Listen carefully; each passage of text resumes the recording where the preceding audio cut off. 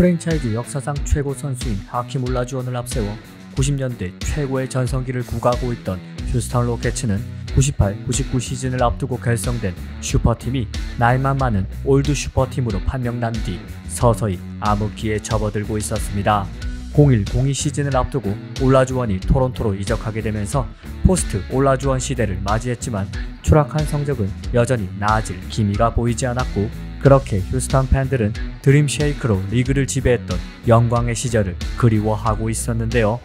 하지만 2002년 드래프트를 앞두고 로터리 추첨 확률 8.9%에 불과했던 휴스턴에게 예기치 못한 행운이 찾아왔고 1순위 지명권을 얻게 된 그들은 이어진 드래프트에서 포스트 하킴 올라주원 시대를 이끌어줄 새로운 빅맨으로 NCAA도 유럽 무대도 아닌 중국 출신의 야오밍을 선택했고, 이로써 NBA 역사상 최초이자 아마도 다시는 없을지도 모르는 아시아 출신 드래프트 전체 1순위 지명 선수가 탄생합니다.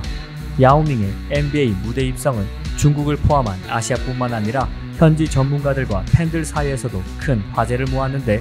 아시아 선수의 NBA 도전은 그 전에도 있었지만 야오밍처럼 단순히 드래프트 상위 픽을 넘어 전체 1순위로 지명된 경우는 전무했기에 그에 대한 긍정적인 평가 못지않게 부정적인 평가와 비관적인 전망까지 내놓는 사람들 역시 많은 상황이었습니다. 하지만 야오밍은 단순히 자신이 큰 신장만 보유한 선수가 아닌 NBA 레벨에 걸맞는 실력을 보유한 선수임을 코트에서 증명하며 자신에 대한, 그리고 동양인 선수에 대한 일각의 의구심을 단번에 지워버립니다. 데뷔 시즌부터 휴스턴의 주축 선수로 활약하며 빠르게 리그 적응을 마친 야오밍은 샤킬 오닐, 팀 덩컨, 크리스 웨버 등 당시 NBA를 상징하는 빅맨들 사이에서도 존재감을 발휘했는데, 05-06 시즌부터는 3시즌 연속 평균 22득점 이상을 올리며 리그 정상급 센터 반열에 올라선 야오밍의 최대 장점은 물론 229cm에 달하는 비현실적인 신장으로 대표되는 우월한 신체였지만 단지 그것만이 그의 모든 것을 대변하지는 않았습니다. 그는 큰 신장 이외에도 많은 것들을 가진 선수였는데 NBA 평균 수준에는 미치지 못했지만 신장 대비 좋은 운동 능력을 통해 부드러운 움직임을 선보였던 그는 센터에게 필요한 모든 공격 기술을 갖추고 있었기에 전성기 시절 그가 림 근처에서 볼을 잡을 경우 막을 수 있는 방법은 거의 전무한 수준이었는데요. 또한 겉보기에는 마른 몸을 가졌지만 괴물 같은 피지컬에 NBA 센터들을 상대할 수 있는 파워 역시 보유하고 있던 야오밍은 안정적이고 부드러운 슈터치를 바탕으로 한 정확한 미드레인지 능력과 커리어 통산 83.3%라는 웬만한 가드들보다도 높은 자유투 성공률 또한 보여주었습니다. 이처럼 데뷔 이래 올스타 8회 올 NBA 세컨드팀 2회, 서드팀 3회를 달성하며 NBA 성공 신화를 써내려가던 야오밍이었지만 그의 커리어를 빠르게 꺾이도록 만든 요인 또한 존재했는데 그것은 부상이었습니다. 중국 리그보다 훨씬 많은 NBA의 경기 스케줄은 큰 체력 소모를 가져온 데다 비시즌 동안 중국 국가대표 일정을 꼬박꼬박 소화한 탓에 피로에서 회복할 시간 역시 부여받지 못했던 야오밍은 내구성의 문제를 드러내고 있었는데, 여기에 센터라는 포지션의 특성상 상대 선수들의 거친 파울도 많이 당해야 했던 그는 계속된 부상에 시달릴 수밖에 없었는데요. 출전 시간 관리가 이루어졌던 첫 3시즌과 08-09 시즌을 제외하고는 60경기 이상을 출전한 적이 없을 정도로 크고 작은 부상이 끊이지 않았던 그에게 LA 레이커스와의 2009년 서부 컨퍼런스 세미파이널에서 당한 무릎과 발목 부상은 결정적인 원인이 되고 말았고, 끝없는 수술과 부상 재발에 지친 야오밍은 결국 만 30세에 불과했던 2011년 선수생활 은퇴를 선언합니다. 물론 NBA 역사에서 아시아 선수가 다시는 뛰어넘기 어려운, 사실상 불가능에 가까운 업적을 이룬 것은 사실이지만 부상 없이 선수 생활을 이어갈 수 있었다면 그는 NBA 역사상 가장 위대한 센터 가운데 한 명으로 기억될 수 있었을 것이다 라고 야오밍의 은퇴식에서 그를 향해 헌사한 샤킬 오닐의 말처럼 더 위대한 발자취를 남기려 했던 아시아 역대 최고 선수의 발목을 잡은 것은 다름 아닌 부상이었습니다.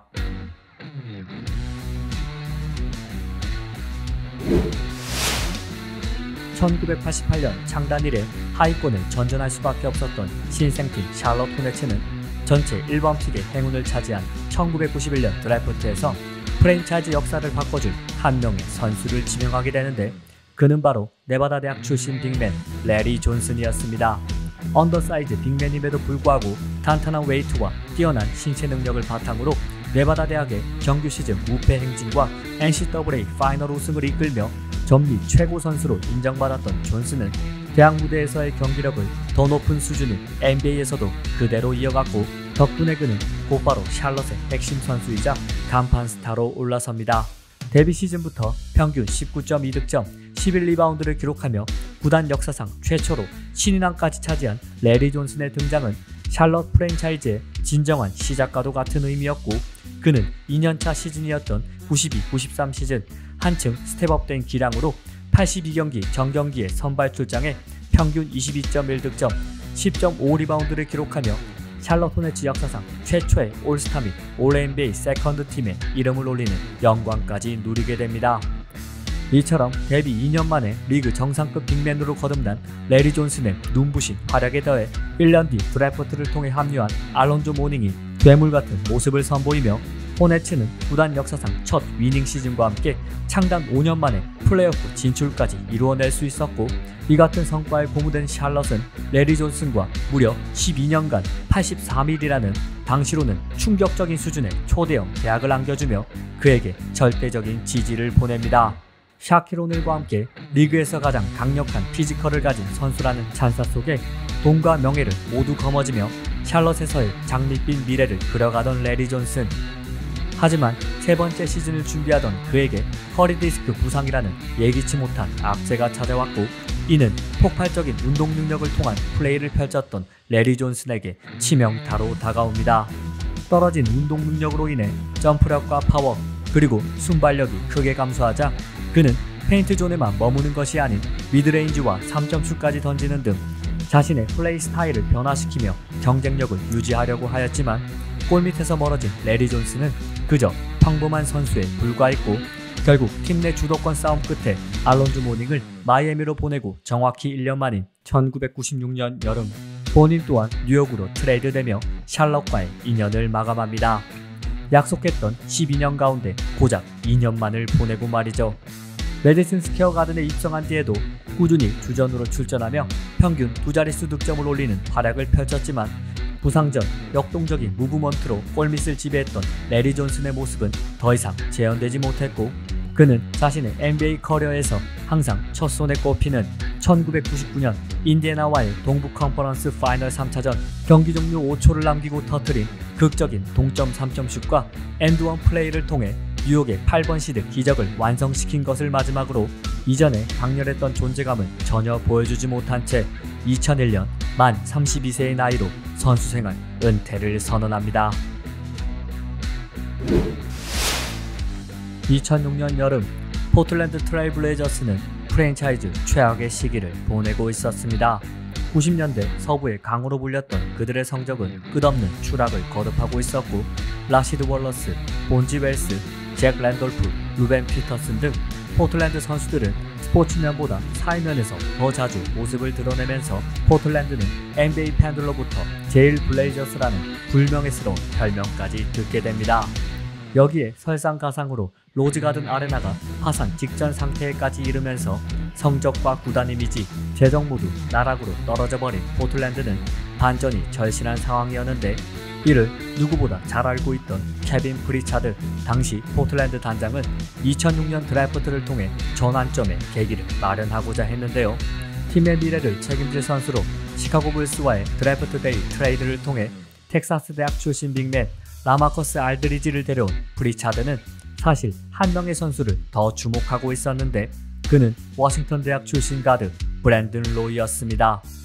뛰어난 볼 핸들링과 높은 농구 지능을 바탕으로 PAC10 올해의 선수상까지 거머쥐며 대학 최고의 완성형 가드로 불리었던 로이는 정통 슈팅 가드를 원했던 포틀랜드에게 있어 최적의 매물이었는데, 더 이상 로터리 픽이 없었던 포틀랜드는 세바스찬 텔페오와 테오 레틀리프를 보내는 대가로 보스턴 셀틱스가 지명한 전체 7순위 랜디 포이를 데려와 그를 활용해 이미 전체 6순위로 로이를 지명한 미네소타와 재차 트레이드를 시도했고, 결국 그들은 브랜든 로이를 품는 데 성공합니다. 그리고 로이는 각고의 노력 끝에 로즈가든 아레나로 자신을 데려온 구단의 수고가 헛되지 않는 퍼포먼스를 데뷔와 함께 곧바로 펼치기 시작합니다. 고향팀 시애틀 슈퍼소닉스와의 데뷔전부터 20득점을 기록하며 포틀랜드 팬들의 기대감을 끌어올린 그는 훌륭한 드리블과 돌파 능력, 그리고 높은 미드레인지 정확도를 과시하며 빠르게 팀의 차세대 스타 자리를 꿰찼고, 브랜든 로이는 루키 시즌 평균 16.8득점,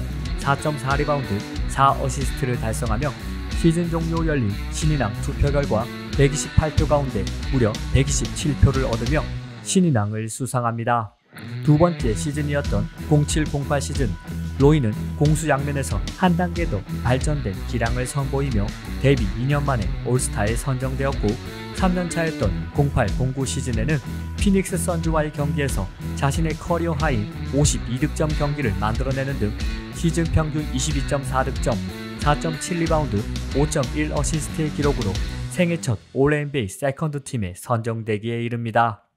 리그 데뷔 3년 만에 커비 브라이언트와 드웨인 웨이드 다음가는 엘리트 슈팅 가드이자 특유의 강심장을 바탕으로 리그를 대표하는 클러치 슈터로 자리잡은 로이의 퍼포먼스 덕분에 하위권을 전전하던 포틀랜드 역시 대반등에 성공하며 시즌 54승 28패를 기록, 서부 4번 시드로 6년 만에 플레이오프에 진출하는 성과를 거둡니다. 비록 휴스턴과의 플레이오프 1라운드 시리즈에서 2승 4패로 무너지며 조기에 탈락하고 말았지만 2차전 무려 42득점을 퍼붓는 등 생애 첫 플레이오프 시리즈에서 평균 26.7득점을 올린 브랜든 로이의 경기력은 충분히 인상적이었고, 포틀랜드 팬들은 로이와 알드리지, 그리고 부상에서 복귀할 괴물 신인 그렉 오든이 그려갈 장밋빛 미래를 꿈꾸게 되는데요. 하지만 09-10 시즌이 진행되면서 성공 가도만을 달리던 브랜든 로이의 커리어에 예기치 못한 먹구름이 들이우게 되는데, 3년 연속 올스타에 선정되며 여전한 기량을 보여주던 그에게 대학 시절부터 줄곧 자신을 괴롭혀오던 무릎 부상이 다시 찾아오고 말았고, 이로 인해 시즌 막판 결장을 이어가던 그는 피닉스와의 플레이오프 1라운드 시리즈에서 팀이 탈락 위기에 몰리자 조기 복귀라는 초강수를 두게 되는데, 결국 부상을 참고 경기를 뛴 이 선택이 그의 남은 선수 생활을 완전히 망가뜨려 버립니다. 10-11 시즌이 한창 진행 중이던 2011년 1월, 양쪽 무릎 연골이 완전히 마모되었다는 진단과 함께 수술대에 오른 로이는 담당이로부터 관리의 대상을 넘어 선수생활 시한부 통보를 받게 되었고, 남은 시즌을 줄곧 벤치 멤버로 나선 그는 커리어 로우 시즌을 보내게 됩니다. 이 같은 절망적인 상황에서도 로이는 자신이 어떤 선수였는지를 세상에 각인시키는 퍼포먼스를 펼쳤는데, 댈러스와의 2011년 플레이오프 1라운드 4차전에 나선 그는 마치 전성기로 돌아간 듯 절정의 슛 감각을 선보이며 4쿼터에만 18득점을 쓸어 담았고, 특히 4쿼터 종료 39초를 남기고는 한때 23점 차까지 벌어졌던 승부를 뒤집는 결정적인 뱅크샷을 성공시키며 대역전극을 완성해냅니다. 로즈가든을 들끓게 만든 영웅 로이가 선보인 기적같은 퍼포먼스는 그러나 결과적으로 그가 팬들에게 선사한 마지막 불꽃이 되었고, 퇴행성 관절염이라는 충격적인 진단과 함께 이미 만신창이가 된 무릎이 끝내 돌아오지 못하며, 그렇게 브랜든 로이는 선수생활 최전성기를 누려야 할 만 27세가 되던 해에 선수생활 은퇴를 선언합니다. 좌절에 빠져있던 포틀랜드 팬들에게 희망을 넘어 우승이라는 꿈을 꾸게 만들어주었던 브랜든 로이. 불과 5시즌밖에 활약하지 못했고 팀을 떠난 지도 10년이 넘게 흘렀지만 여전히 포틀랜드 팬들에게 많은 사랑을 받고 있을 정도로 그는 너무나 훌륭한 선수였고, 그렇기에 로이가 가진 재능을 견딜 만큼 강하지 못했던 그의 무릎은 아직도 그를 그리워하는 수많은 이들에게 원망의 대상으로 남아 있습니다.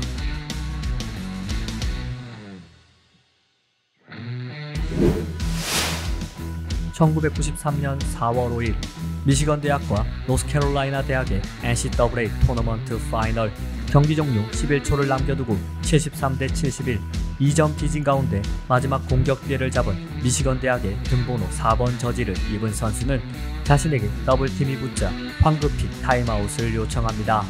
하지만 이미 타임아웃을 모두 소진한 상태였던 미시건 대학에게 더 이상의 기회는 허용되지 않았고, 결국 자신의 착각으로 인해 팀의 추격 찬스를 허무하게 날리며 패배의 원흉이 된 등번호 4번 저지의 선수는 훗날 타임아웃 사건으로 두고두고 회자되는 이날의 사건을 계기로 더 이상의 대학 생활에 대한 회의를 느끼며 NBA 드래프트 참가를 결정합니다.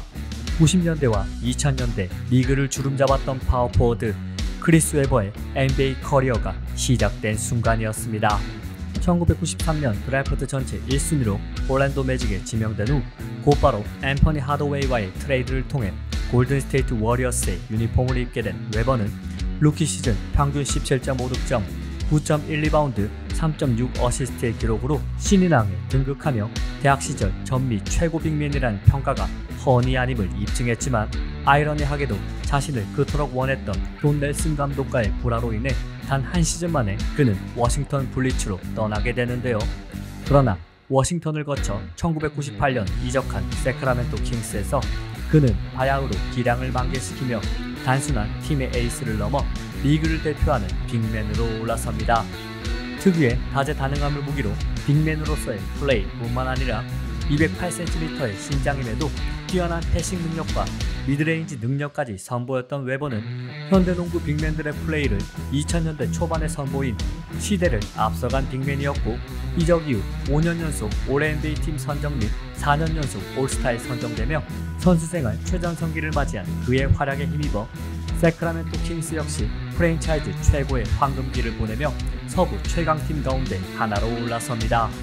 특히 서부 1번 시드 자격으로 나선 2002년 플레이오프에서 평균 23.7득점, 10.8리바운드를 올리며 세크라멘토를 서부 컨퍼런스 파이널에 올려놓은 그는 3핏에 도전하던 LA 레이커스를 상대로 5차전까지 3승 2패로 앞서며 대망의 파이널 진출에 단 1승만을 남겨두게 되는데 당시 극단적인 서구 동저의 흐름 속에 사실상의 우승 결정전으로 불렸던 해당 시리즈에서 그러나 아직까지도 논란으로 남아있는 노골적인 편파 판정으로 인해 크리스 웨버와 밀레니엄 킹스는 끝내 파이널 무대를 밟는 데 실패하고 맙니다. 억울한 판정에 희생양이 되었음에도 실력으로 레이커스에 진 것이 아니었기에 웨버와 세크라멘토는 계속해서 우승 도전을 이어갈 수 있는 경쟁력을 갖고 있었지만 03-04 시즌 그에게 닥친 무릎 부상은 해당 시즌뿐만 아니라 그의 커리어 전체를 망가뜨리고 말았고 장기인 스텝을 자유롭게 구사할 수 없었던 그는 기동력과 운동 능력을 잃어버리며 공수양면에서 심각한 경기력 저하를 드러냅니다. 결국 예전의 기량을 전혀 회복하지 못하는 상황에서 웨버가 좁아진 팀 내 입지에 대한 불만까지 드러내자 세크라멘토는 04-05 시즌 도중 그를 필라델피아로 트레이드 시켰고 그렇게 탑 레벨에서의 경쟁력을 완전히 상실한 웨버는 이후 별다른 존재감을 보여주지 못한 채 선수생활 말년을 전임의 신세로 보내며 2008년 조용히 선수생활을 마감합니다. 케빈 가넷, 팀 덩컨과 함께 2000년대 리그 최고의 파워포워드 가운데 한 명으로 불리면서도 그들과의 비교해서 웨버가 낮은 평가를 받는 원인이 우승 반지가 없다는 점 그리고 두 선수 대비 빠르게 커리어가 하향세로 접어들었다는 점임을 고려했을 때 2002년 서부 컨퍼런스 파이널에서의 악몽 같은 일들과 누구도 막기 힘들 것 같았던 전성기 시절의 그를 멈추게 만든 무릎 부상은 결과적으로 웨버에게 있어 너무나도 아쉬운 일이 되고 말았습니다.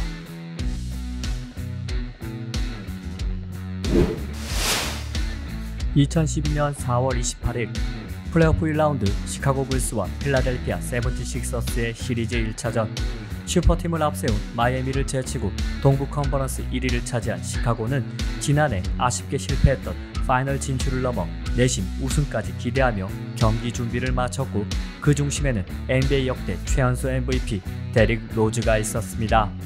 조던의 라스트 댄스를 끝으로 왕조시대의 영광을 뒤로한 채 2000년대 중반 거듭된 플레이오프 탈락을 경험하며 암흑기에 접어든 시카고 불스는 하지만 2008년 드래프트에서 일어난 기적으로 인해 극적인 반전을 맞이할 수 있었고 1.5%라는 극악의 확률을 뚫고 전체 1순위를 차지한 그들의 선택은 멤피스 주립대학을 NCAA 토너먼트 결승까지 이끈 전미 최고의 포인트 가드이자 시카고에서 태어나고 자란 로컬보이 데릭 로즈였습니다. 뛰어난 운동 능력을 바탕으로 마치 기어를 변속하는 것과 같은 엄청난 순간 가속도와 방향 전환을 무기로 득점과 어시스트의 발군의 실력을 과시한 그는 특히 자신의 전매특화와도 같은 헤지테이션과 크로스오버로 상대 수비를 초토화시키며 데뷔와 함께 리그에서 가장 핫한 라이징 스타로 떠오릅니다.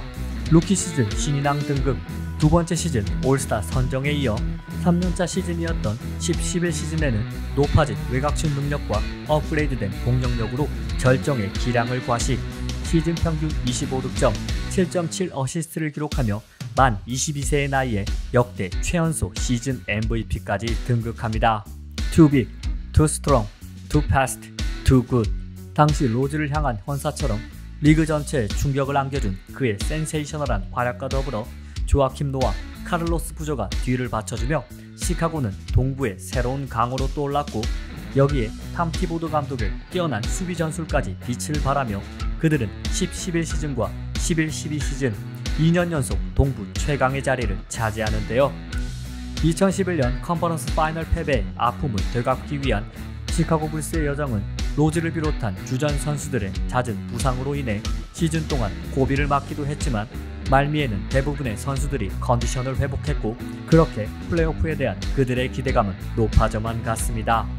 플레이오프 1라운드 시리즈의 상대로 8번 시드 필라델피아를 만난 시카고는 홈에서 열린 1차전부터 데릭 로즈, 조아킴 노와 르올 등의 활약을 내세워 예상대로 앞서 나갔고, 경기 종료 1분 전 12점 차까지 차이를 벌리며 시카고의 무난한 승리가 예상되던 시점.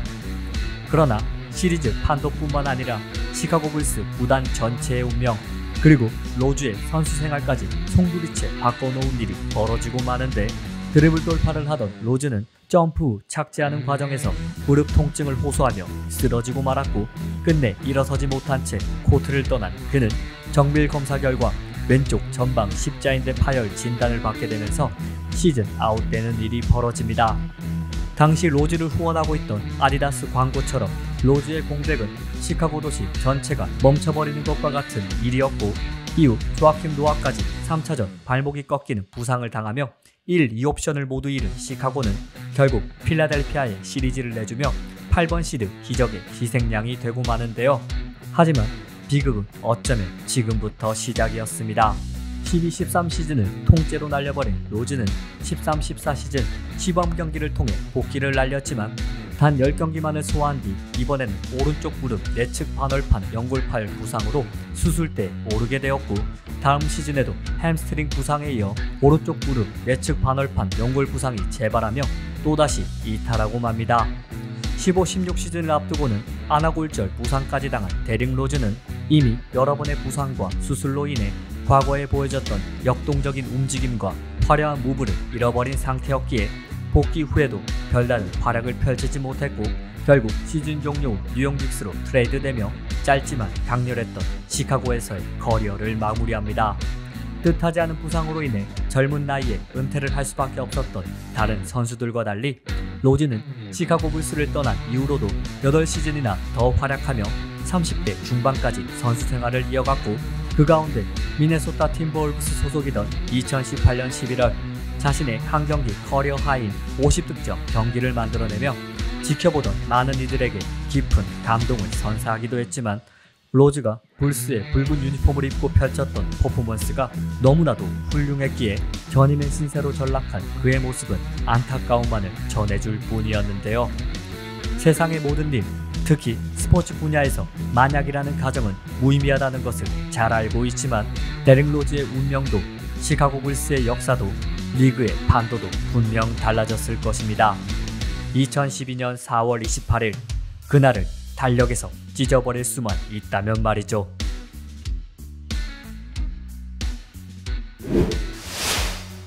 (2000년) 여름 올랜도 매직은 당시 FA 최대어인 팀 덩컨과 그랜트 힐을 동시에 영입해 단숨에 우승 컨텐더의 위치까지 올라설 야심찬 계획을 세우고 있었습니다. 하지만 덩컨이 고심 끝에 샌안토니오 잔류를 선택하는 바람에 그들은 플랜 B를 가동해야만 했고, 대상은 바로 토론토에서 라이징 스타로 떠오르고 있던 트레이시 맥그레이디였습니다. 203cm라는 가드로서 뛰어난 신체 사이즈와 함께 안정적인 드리블 능력과 엄청난 스피드, 역대 최고 수준의 퍼스트 스텝을 무기로 돌파, 미드레인지 점퍼, 그리고 포스트업까지 능숙했던 플레이 스타일은 화려했지만 간결했기에 그는 모든 팀들이 원하는 이상적인 선수였고, 올랜도는 맥그레이디가 브렌트 힐과 더불어 팀의 새로운 에이스가 되어줄 것이라 판단한 것이었습니다. 그리고 올랜도의 예상대로 그는 이적 후 선수로서 최전성기를 맞이합니다. 올랜도에서 4시즌 동안 활약한 맥그레이디는 총 2번의 득점왕과 1번의 기량발전상 수상, 2번의 올-NBA 퍼스트팀 선정 등 리그 최고의 스코어로다운 활약을 펼쳤고, 특히 그의 커리어 하이라이트 시즌이라고 할 수 있는 02-03 시즌에는 평균 32.1득점으로 해당 시점 기준 역대 최연소 득점왕에 등극했는데 시즌 PER이 무려 30이 넘을 정도로 미친 퍼포먼스였습니다. 서부에 코비가 있다면 동부에는 티맥이 있다는 말이 있을 정도로 트레이시 맥그레이디가 2000년대 초반 리그 최고의 슈팅가드다운 활약을 선보인 것과 달리 올랜도의 성적은 신통치 않았는데, 그의 입단 이래 꾸준하게 플레이오프 진출에는 성공했지만 모두 1라운드에서 탈락하고 말았고, 03-04 시즌에는 개막전 승리 후 내리 19연패를 당하는 등 시즌 21승 61패의 성적으로 동부 최하위를 기록하면서 리그 최고의 원투펀치를 형성할 것이라고 생각했던 그랜트 힐이 매 시즌 부상으로 신음하는 와중에도 홀로 외롭게 팀을 이끌던 맥그레이디는 원맨 팀의 한계를 절실히 느끼게 됩니다. 여기에 2004년 드래프트에서 전체 1순위 지명권을 획득한 올랜도가 코네티컷 대학교를 우승으로 이끌며 NCAA 무대에서 검증을 마친 즉시 전력가 에메카 오카포 대신 고졸 출신 빅맨 드와이트 하워드를 지명하자 즉각적인 팀 전력 향상을 원했던 그는 트레이드 요청 끝에 휴스턴 로켓츠의 유니폼을 입게 됩니다. 휴스턴 이적 후 개인 스탯은 다소 줄어들었지만 여전히 스스로 결정짓는 솔로 플레이는 물론 리그 정상급 센터로 성장하고 있던 야오밍과 뛰어난 호흡을 보여주며 매 시즌 팀을 플레이오프에 진출시키는 성과를 올렸고, 이 과정에서 2004년 12월에는 샌안토니오를 상대로 일명 티맥 타임의 하이라이트로 불리는 전설의 33초 동안 13득점 기록 경기를 연출해내기도 했는데요. 그러나 야망을 실현시키고자 이적을 단행한 맥그레이디의 생각과는 반대로 휴스턴에서의 상황도 올랜도와 실상 크게 달라지지 않았는데, 플레이오프는 여전히 1라운드의 벽을 넘지 못하고 있었고, 원맨쇼 수준의 활약이 요구되는 환경 속 많은 출전 시간을 소화해야 했던 올랜도 시절과 마찬가지로 휴스턴에서도 야오밍이 잦은 부상으로 인해 결장하는 탓에 그는 경기당 평균 40분에 육박하는 시간을 코트에서 보내야만 했습니다. 이 같은 폭사에 가까울 정도의 경기 출전은 자연스럽게 평소 온갖 잔부상에 노출되어 있던 맥그레이디의 신체를 저하시키는 주요 원인이 되었고, 망가진 무릎으로 인해 08-09 시즌 도중 수술대에 오른 그는 이후 원래의 모습으로 다시는 돌아오지 못하며 매년 유니폼을 갈아입어야 하는 잔인한 운명에 놓이게 됩니다. 결과적으로 만 30세가 최대기도전에 찾아온 시련은 리그 최고의 득점 머신을 그저 평범한 선수로 만들었고, 그렇게 한때 라이벌로 불리던 경쟁자가 여전히 리그 최정상을 지키고 있던 시기에 그는 바다 건너 중국 무대로 향해야 하는 처지가 되고 맙니다.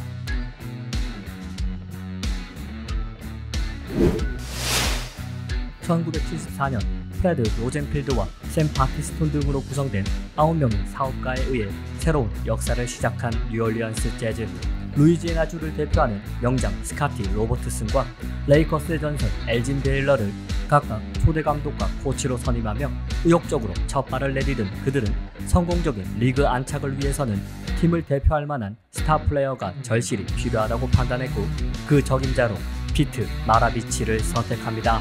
루이지애나 주립대 시절 3년 동안 경기당 평균 44.2득점이라는 여전히 NCAA 역사상 최다 평균 득점 기록으로 남아있는 비현실적인 스탯을 기록하며 전미 최고의 선수로 등극한 그는 1970년 드래프트 전체 3순위로 애틀란타 호크스에 입단한 이후로도 뛰어난 득점력을 프로 무대에서도 과시했지만 개인주의적인 플레이 성향과 이에 따른 팀원들의 멸시와 차별로 인해 마라비치는 힘든 시기를 보내고 있었는데요. 이러한 상황에서 뉴올리언스는 실력은 의심의 여지가 없는 데다 지역 영국 루이지애나 주립대의 전설로 남아있는 그를 영입한다면 전력 상승과 함께 지역 팬들의 지지 또한 빠르게 얻을 수 있다고 생각했고, 그들은 드래프트 지명권 4장과 선수 2명까지 포함된 초대형 트레이드를 통해 피트 마라비치를 데려옵니다.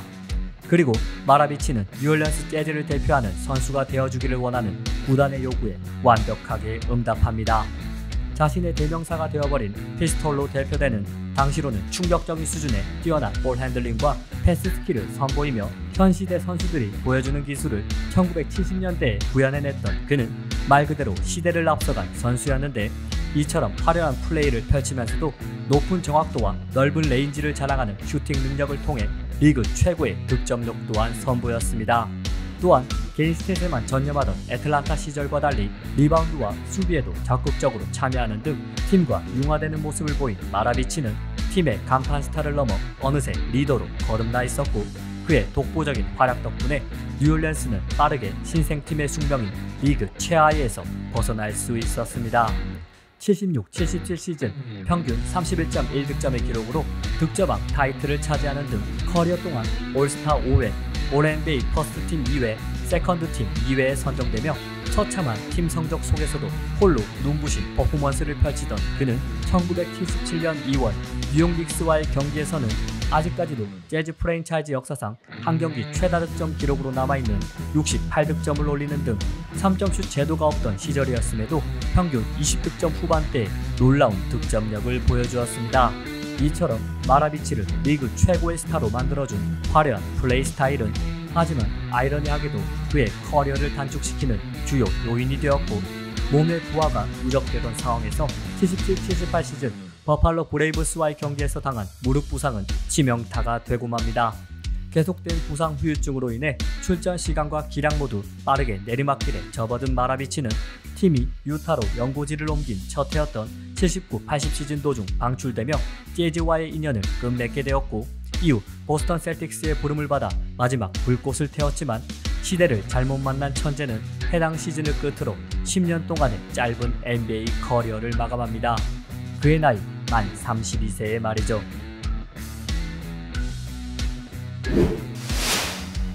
매직 존슨과 더불어 1980년대 NBA를 지배했던 그 이름 레리 버드. 인디애나주의 작은 시골 마을에서 태어나 대학 시절부터 NCAA 무대를 뜨겁게 달궜던 그는 1978년 드래프트 전체 6순위로 NBA에 입성하자마자 리그의 판도를 단숨에 뒤흔들었고,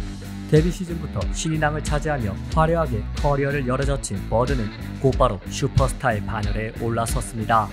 한 명의 스타 플레이어를 넘어 리그 전체를 지배한 슈퍼스타였던 그는 1984년부터 1986년까지 40여 년이 지난 지금도 여전히 최후의 기록으로 남아있는 시즌 MVP 4연패를 수상한 데 이어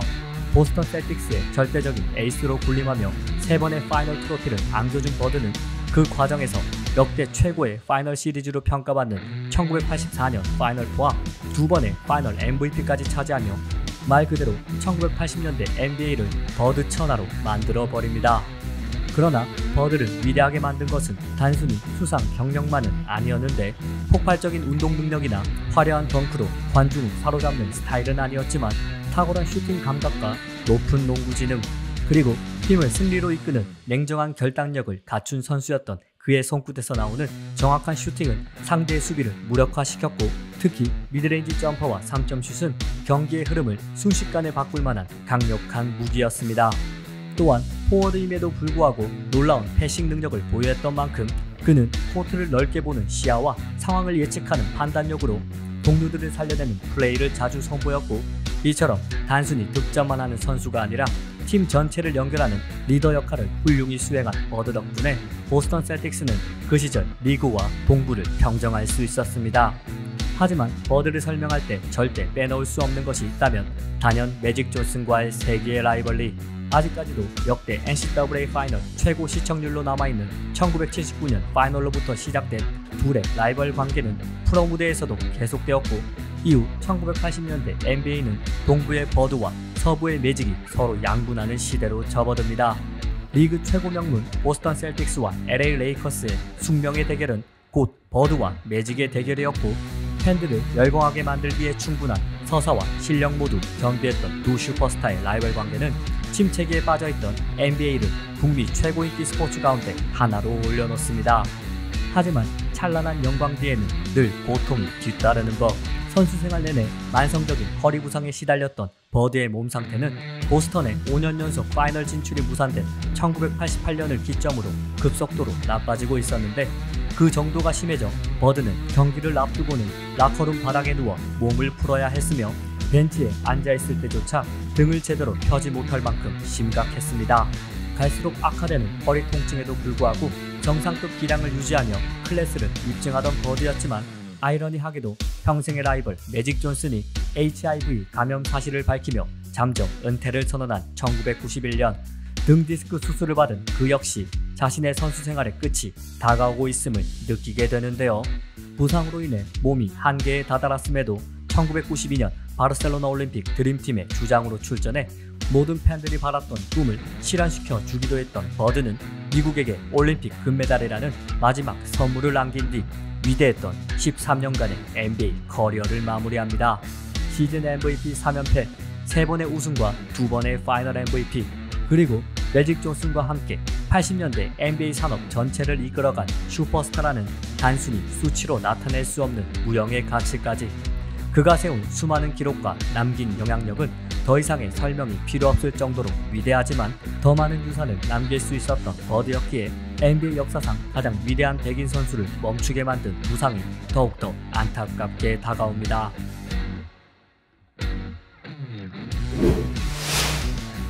전세계 농구 팬들에게 충격을 안겨주었던 마이클 조던의 은퇴 소식이 전해진 지 어느덧 1년이 다 되어가던 1994년 여름,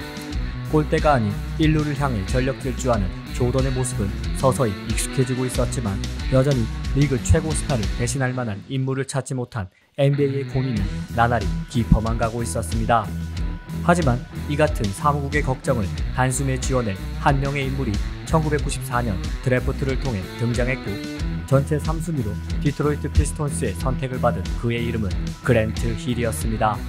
듀크 대 NCAA 파이널 우승 2연패를 이끈 것도 모자라 1992년 바르셀로나 올림픽 드림팀에게 유일한 패배를 안겨주었던 대학 선발팀으로 뽑히는 등 이미 전미가 주목하는 선수로 명성을 떨치고 있던 그랜트 힐은 당시 배드보이스 해체 이후 내리막길을 걷고 있던 팀 사정상 데뷔와 동시에 곧바로 핵심 멤버이자 팀의 미래로 올라섰고 그는 구단과 팬들의 기대에 보답하는 충격적인 퍼포먼스를 이내 펼치기 시작합니다. 뛰어난 퍼스트 스텝과 정확한 미드레인지가 바탕이 된 득점력과 더불어 팀과 동료들을 살리는 패싱 센스와 플레이메이킹까지 지금껏 나쁜 녀석들로만 가득했던 피스톤스 역사에 난데없이 나타난 신사의 아름다운 플레이는 리그 전체의 관심을 집중시키기에 충분했고 이 같은 유명세를 반영이라도 하듯 그는 신인임에도 샤키로니를 제치고 올스타 팬투표 1위에 등극하는 기염을 토해냅니다. 루키 시즌 평균 19.1득점, 5어시스트, 1.8스틸의 기록으로 제이슨 키드와 공동 신인왕을 수상하며 조던의 후계자라는 타이틀을 차지한 그랜트 힐의 센세이셔널한 활약은 조던이 복귀한 첫 풀시즌이었던 95-96 시즌에도 계속되었고 신드롬에 가까운 인기를 얻게 된 그는 조던을 제치고 또 한 번의 올스타 팬투표 1위를 차지하며 인기에 있어서만큼은 조던의 뒤를 잇는 것이 아닌 조던을 앞지르는 상황까지 연출해냅니다. 3년차 시즌이었던 96-97 시즌부터는 팀의 리더를 자처하며 코트 안팎으로 절대적인 영향력을 과시한 그는 생애 첫 올 NBA 퍼스트팀 선정과 함께 디트로이트를 4년 만에 플레이오프 무대에 올려놓았고 이후로도 리그 최고의 올라운드 플레이어다운 퍼포먼스를 꾸준히 펼친 덕분에 언제나 올 NBA 팀의 한자리는 그의 몫이었습니다. 그러나 대성공을 거둔 개인 성적과 달리 힐의 데뷔 이후 디트로이트가 컨퍼런스 세미파이널 무대조차 밟지 못한 이력은 그에게 있어 아킬레스건으로 작용하고 있었는데 시즌 평균 25.8득점을 기록하며 커리어 하이 시즌을 달성한 2000년 플레이오프에서 힐은 이 같은 패배의 사슬을 끊기 위해 발목 부상을 안고 출전을 감행하는 무리수를 두었고 결국 2경기 만에 시즌 아웃 판정을 받은 그랜트 힐은 이후 180도 달라진 현실을 맞닥뜨려야 했습니다. 시즌 종료 후 7년 93일 초대형 계약을 맺으며 올랜도의 유니폼을 입게 된 그랜트 힐은 트레이시 맥그레이디와 함께 리그를 지배할 슈퍼듀오의 탄생으로 기대를 한몸에 받았지만 그의 발목이 또다시 말썽을 부린 탓에 계속된 부상과 수술 그리고 이어진 재활로 대부분의 시간을 보내며 도합 200경기도 채우지 못한 채 올랜도에서의 7년을 보내는데요. 그럼에도 불구하고 포기하지 않은 힐은 이후 이적한 피닉스에서 꾸준히 출전하며 두 자릿수 득점을 올리면서도 살아남기 위해 수비에도 적극성을 보이는 등 부활하는 모습을 보이기도 했지만 그가 보여주었던 전성기 시절에 우아하고 폭발력 있던 플레이를 그리워하던 팬들을 만족시키기에는 부족했고 결국 리그를 대표하는 슈퍼스타에서 부상과의 사투 끝에 생존을 걱정해야 하는 선수가 되어버린 그랜트 힐은 2013년을 끝으로 파란만장했던 NBA 커리어를 마무리합니다.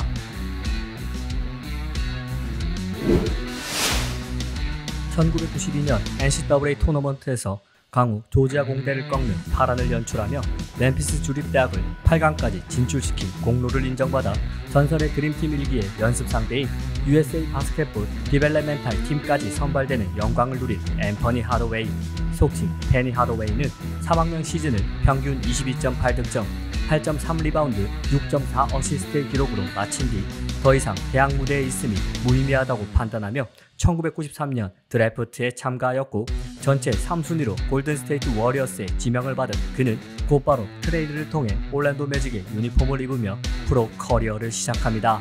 브라이언 힐 감독의 전폭적인 지지하에 포인트 가드 롤을 부여받게 된 페니는 기대에 부응이라도 하듯이 신인임에도 82경기 정경기에 출장하며 올루키 퍼스트팀 선정 및 그해부터 신설된 루키 올스타전 초대 MVP에 등극하며 가능성을 인정받는데요. 그리고 데뷔 첫 시즌을 누구보다 훌륭하게 보낸 페니는 소포모어 징크스에 대한 일각의 우려를 부숴버리는 활약을 선보이며 데뷔 2년차 만에 리그를 대표하는 슈퍼스타 반열에 올라섭니다. 매직 존슨과 비교되는 높은 키를 활용한 포스터 플레이가 뛰어났을 뿐만 아니라 페이스업, 인사이드 돌파를 통한 마무리 능력, 그리고 경기 막판 박빙 상황에서 승부를 결정짓는 클러치 득점력까지 갖췄던 페니는 그 가운데서도 팀원들의 기회를 봐줄 수 있는 넓은 시야와 패싱 스킬까지 보유하고 있어 수준급의 어시스트까지 뿌려주는 말 그대로 올라운드 플레이어였고 여기에 잘생긴 외모와 함께 신장 201cm, 체중 88kg의 마른 몸매, 그리고 만능에 가까운 플레이 스타일과 특유의 다재다능함으로 보는 즐거움까지 제공한 그는 1993년 파이널을 끝으로 잠정 은퇴를 선언한 조던의 빈자리를 채우며 단숨에 NBA를 상징하는 아이콘으로 등극합니다. 특히 데뷔 세 번째 시즌 만에 리그 최강의 빅맨으로 거듭난 공룡 센터 샤킬 오닐과 최강의 콤비 플레이를 선보이며 올랜도를 1995년 파이널까지 진출시킨 페니는 이 과정에서 다시 코트로 돌아온 조던에게 디트로이트 배드보이스와의 승부 이후 처음이자 마지막 플레이오프 패배를 안겨주는 등 조던의 후계자라는 타이틀에 걸맞는 성과를 남기기도 했는데요.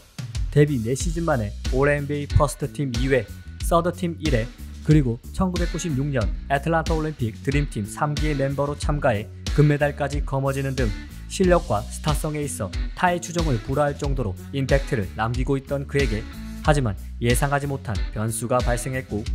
그것은 다름 아닌 영혼의 파트너 샤킬 오닐과의 이별이었습니다. 오닐의 LA 레이커스 이적은 페니가 만 25세의 나이에 팀의 리더가 되었음을 의미하는 것과 동시에 그가 홀로 모든 것을 책임져야 하는 상황에 놓였음을 뜻하기도 했는데 결국 이것이 부담과 부상이라는 악재가 되어 페니에게 돌아옵니다. 계속된 풀타임에 가까운 많은 출전 시간을 그의 무릎이 버텨내지 못한 상황에서 자신의 명성을 회복하기 위해 시도한 조기 복귀는 그를 신체적으로 갉아먹을 뿐이었고 거듭된 부상으로 인해 이전의 폭발력과 스피드를 상실한 채 그저 평범한 선수로 전락해버린 페니는 1999년 피닉스로 트레이드된 이후 뉴욕과 마이애미의 유니폼을 입었지만 뚜렷한 존재감을 드러내지 못한 채 2007년 방출되고 말았고 그렇게 14년간의 NBA 선수 생활을 마감합니다. 조던의 뒤를 잇는 최고의 슈퍼스타가 되기에 충분히 강렬한 임팩트를 보여줬지만 그 기간이 너무 짧았기에 팬들의 가슴 속에 깊은 아쉬움만 새기고 말이죠.